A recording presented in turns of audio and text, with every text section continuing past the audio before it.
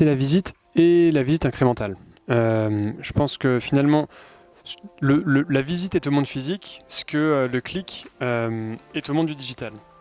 Aujourd'hui, pour une enseigne de magasin, ce qui compte quand on fait du média, c'est finalement d'avoir un maximum d'impact, et cet impact, il se mesure en termes de visite et de visite incrémentale en magasin. Donc aujourd'hui, c'est vraiment ces KPI-là qui vont être regardés par le marché.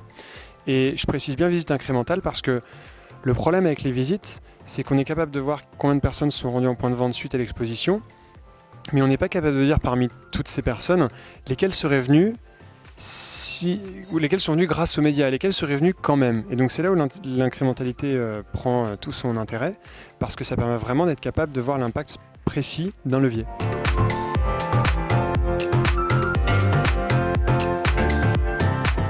Alors c'est vrai que c'est un problème pour un acteur de médias d'être à la fois juge et partie. Ça pose un problème de confiance, et c'est pour ça qu'aujourd'hui le marché se structure autour de tiers de confiance.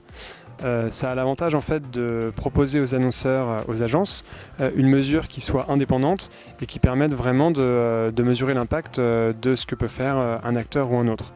Et d'ailleurs on le voit notamment aux États-Unis, qui est un marché un peu plus mature, avec l'acquisition récente de Placed par Foursquare, qui finalement permet l'émergence de vraiment un acteur dominant sur le marché du tiers de confiance, qui va contribuer à structurer ce marché. Je pense que le Drive to Store gagnerait à avoir des standards qui soient partagés par tous les acteurs. Maintenant, le problème, c'est que c'est des initiatives qui sont en cours.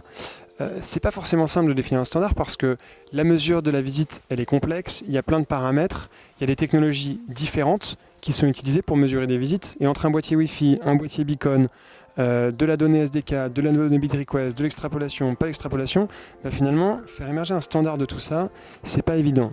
Donc je pense que c'est clairement la direction dans laquelle il faut aller, dans la mesure où ça permet quand même de faire converger toutes ces différentes technos vers une forme d'uniformisation.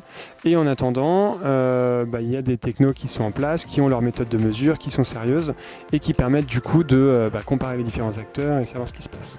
Après, l'autre point que je rajouterais par rapport à l'émergence du Drive to Store, c'est que c'est vrai que l'année 2018 aura été assez compliquée pour le secteur et pour Timo en particulier, avec tous les sujets RGPD. Tout ça maintenant, c'est des sujets qui sont derrière nous et qui permettent du coup à tout le marché, et nous les premiers, de se projeter sereinement dans la durée et donc finalement de pouvoir vraiment mettre en place des partenariats à plus grande échelle.